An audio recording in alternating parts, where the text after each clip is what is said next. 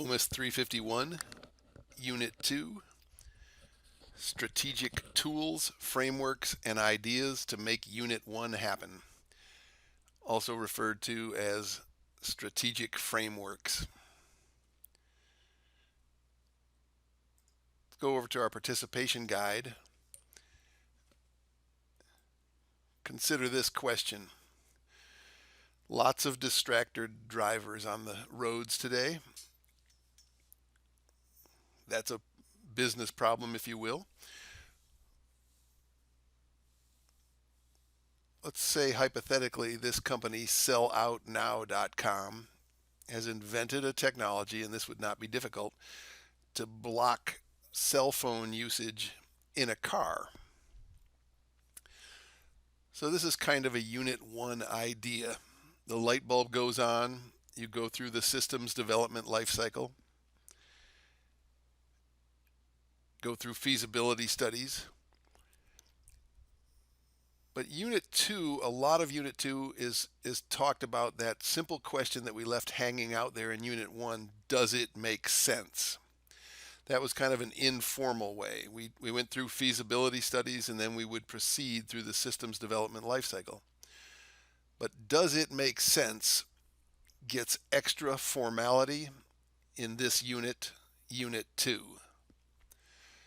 And now we will more formally say, will it produce competitive advantage for my business? Will it produce increased revenue for my business? Will we be able to sustain this as a business? All these very important questions.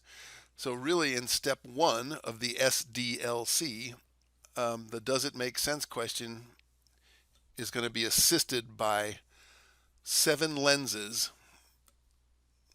of Unit 2. Okay, so this is a, you got to learn more. I mean, I think your question, one of the choices says you got to learn more. At the very beginning, you need to learn more in Unit 2. This is an interesting idea. Okay, but we're going to learn more in Unit 2 how to evaluate that sort of a question. And it really comes down to this. Technology is wonderful,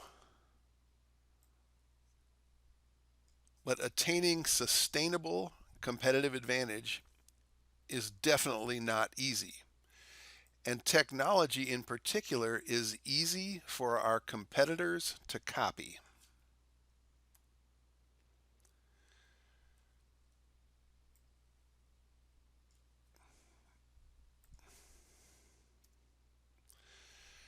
And here they are, the 7 lenses of Unit 2.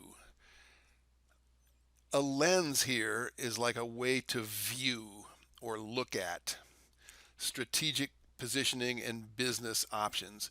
So we are going to evaluate our ideas through these 7 lenses, through these ways to evaluate them to see, is this an idea?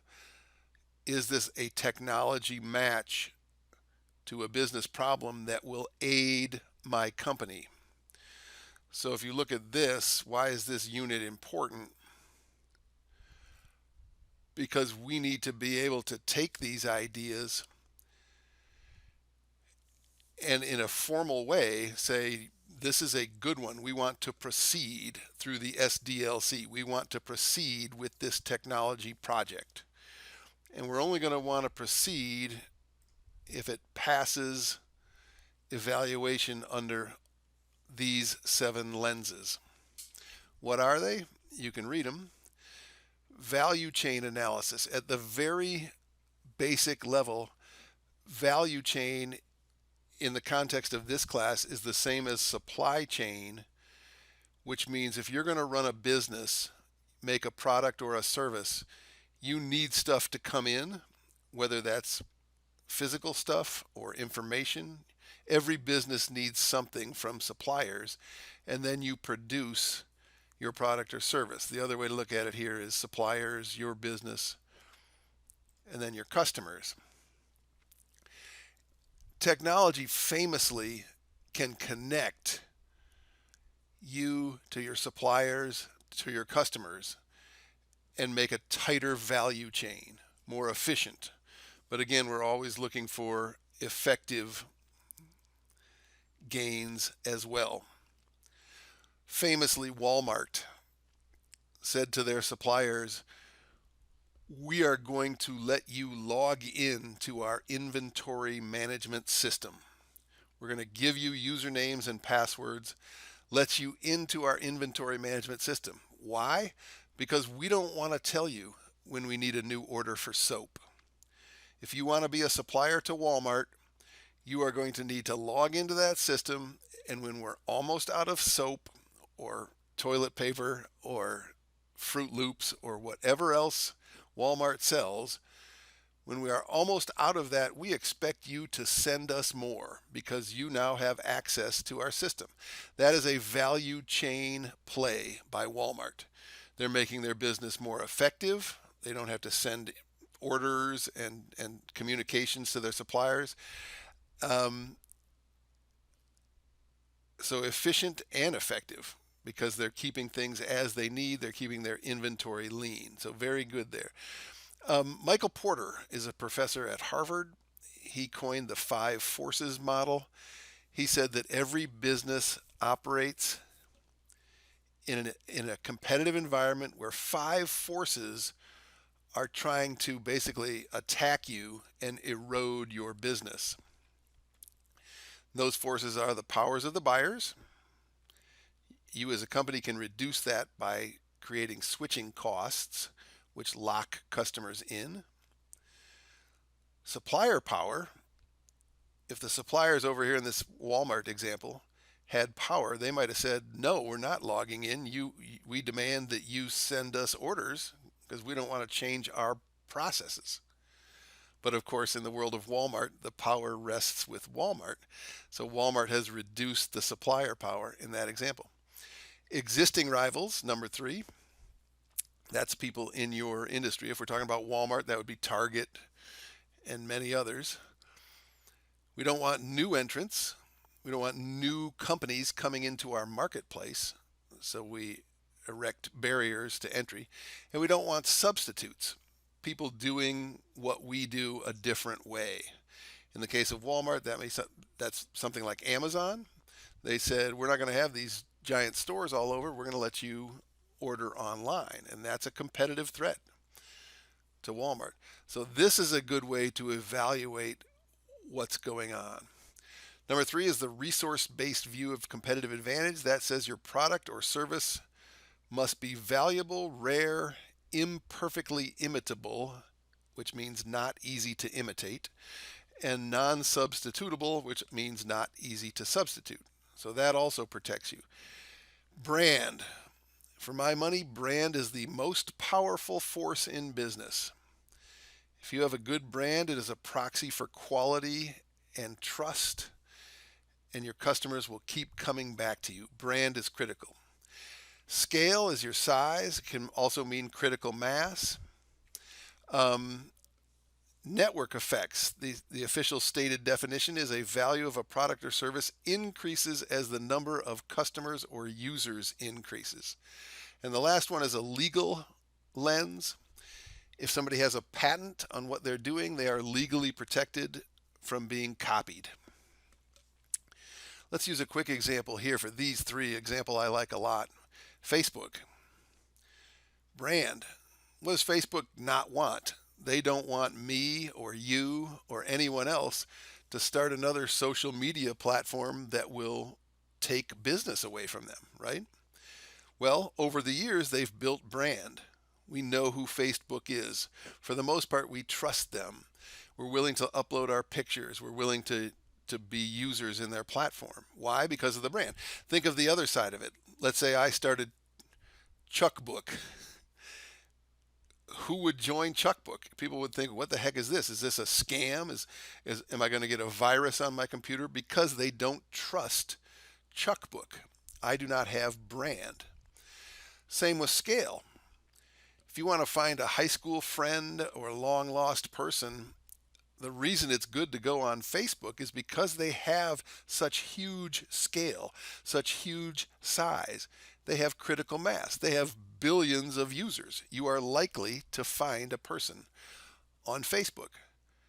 Chuckbook, in contrast, does not have scale. You'd log onto there and it'd be like, well, can't find anybody because there's 10 users on Chuckbook.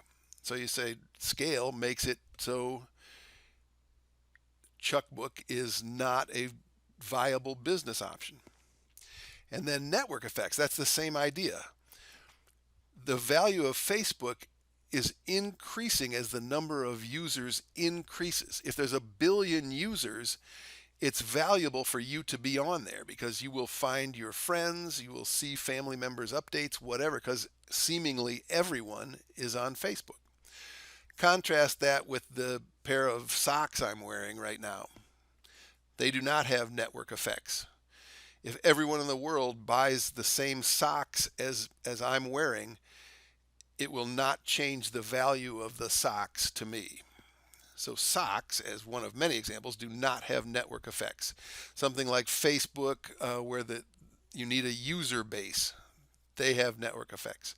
And patents, again, is just a legal protection. We're going to look at all these. Start by blowing that up so you can see it a little bit better. These first two, value chain and 5 forces.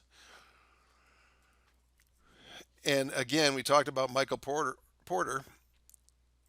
He was responsible for both of those forces, 1 and 2. And he has made the point that if you define yourself as a company by operational effectiveness, you're in trouble, and you need to define yourself by strategic positioning. There's the value chain. This is a more formal picture. You got in, you got what you do, and you got out, also supported by marketing, sales, and service. And of course, the whole thing is supported by HR, finance, IS, etc. So if you think about the value chain, Dell bought a packaged, which is off the shelf ERP, something like SAP, and the software required them to change their processes, and they said, we can't do it. So that did not work well. Their value chain was so unique. Whereas Apple adopted packaged ERP software with no problem because their value chain was not their competitive advantage. Apple's competitive advantage is product uniqueness. How they do it, their value chain is pretty standard, so a standard ERP can work fine for them. And I believe that is one of these questions. So we're going to go through those. I better go through those. There it is. I jumped ahead. But firms that compete on product uniqueness rather than operational differences have no problem adopting third-party software. So before I forget, let's go through each of these examples. We have examples, extra examples of each of the 7 lenses. Using a loyalty card.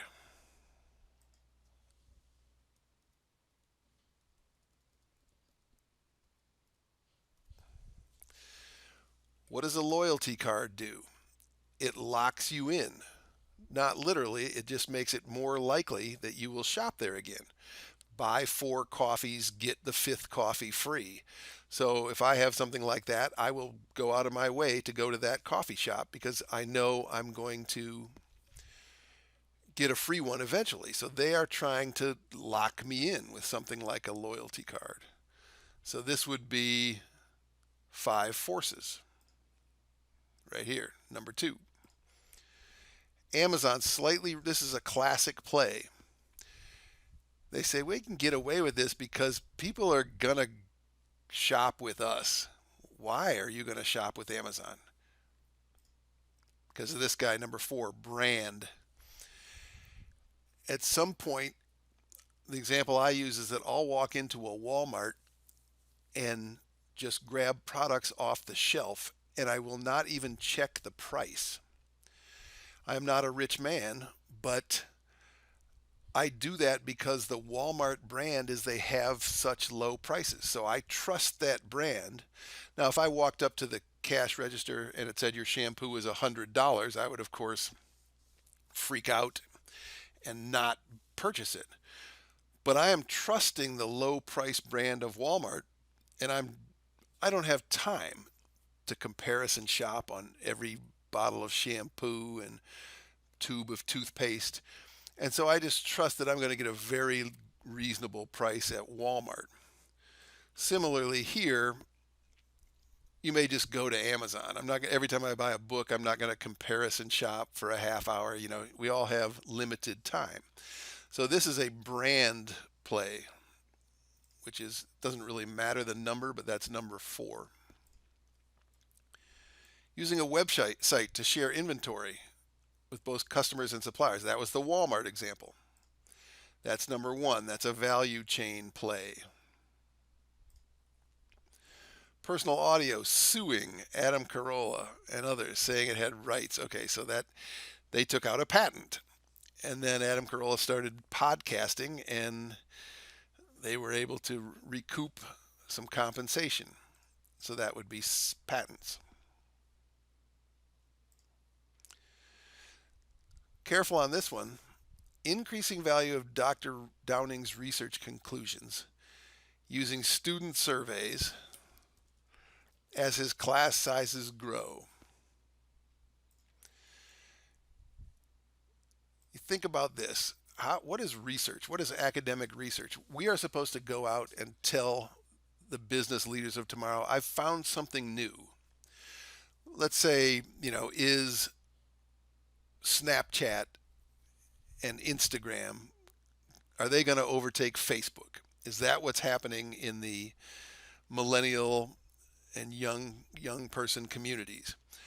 Well, let's say, what if I ask one student, hey, Bob, you use Snapchat or Facebook? And he tells me, and then I write a paper or I write a book and I say, Bob says Facebook is dead and Snapchat is the future.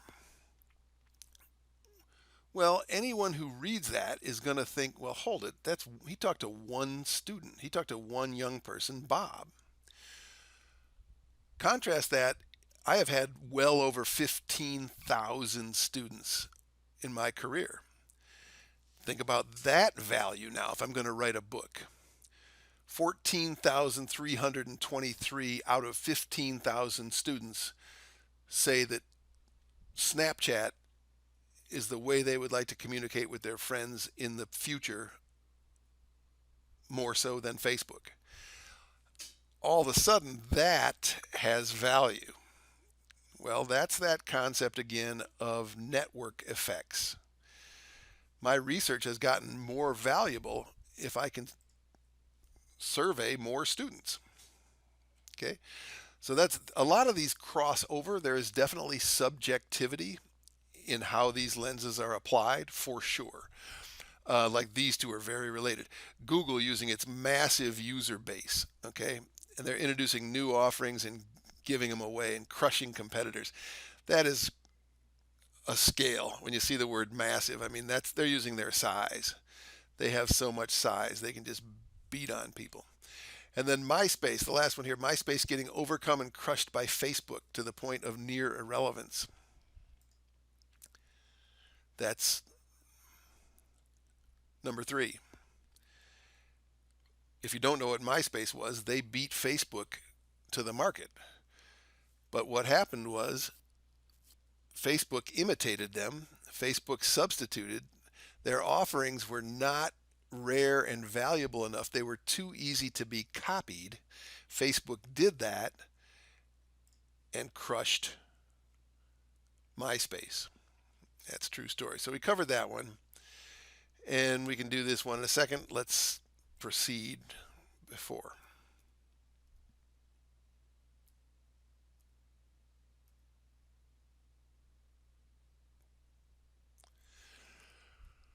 So commoditization is a big deal.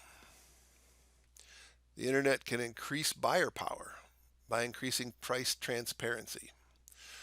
I bought my last car, a Honda Civic, and I walked into the dealership and I said, I'm interested in two things: my time and the price of the car. I said, I will give you $100 above dealer invoice, and I want to be out of here and done with this transaction in 2 hours at the most. Why was I able to do that? I had increasing buyer power because on the internet, in this case, a site called Edmunds.com, told me the exact dealer invoice price. So the MSRP price on the sticker is bogus, and I knew that because of the internet. So I had power, and I got away with that. I got a great price on my Civic. And I said, if you don't want to do that, there's a bunch of other places. That's what a commodity is. I can buy this many, many other places. There's 15 dealerships within 30 miles of my home that will sell me a Honda Civic. So, you don't have to work with me on this, but I'm letting you make a quick $100 and a little more than that. There's a dealer holdback too, but that was very helpful.